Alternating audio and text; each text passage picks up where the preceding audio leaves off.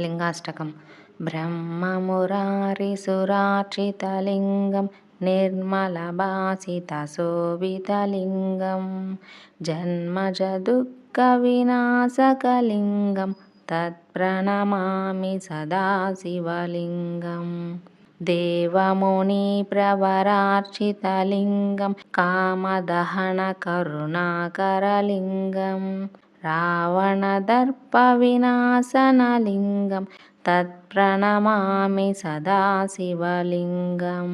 सर्वसुगन्धसुलेपितलिङ्गं बुद्धिविवर्धनकारणलिङ्गं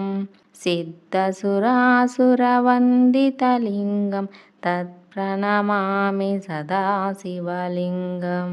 कनकमहामणिभूषितलिङ्गं फणिपतिवेष्टितशोभितलिङ्गं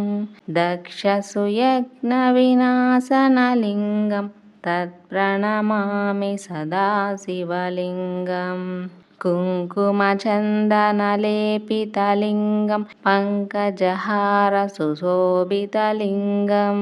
सञ्चितपापविनाशनलिङ्गं तत्प्रणमामि सदा शिवलिङ्गं देवगणार्चितसेवितलिङ्गं भावैर्भक्तिभिरेव च लिङ्गं दिनकरकोटिप्रभाकरलिङ्गं तत्प्रणमामि सदा शिवलिङ्गम् अष्टदलोपरिवेष्टितलिङ्गं सर्वसमुद्भवकारणलिङ्गम्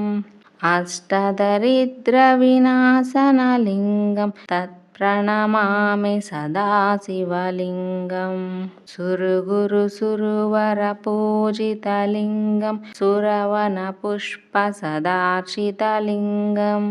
परमपदं परमात्मकलिङ्गं तत्प्रणमामि सदा शिवलिङ्गम्।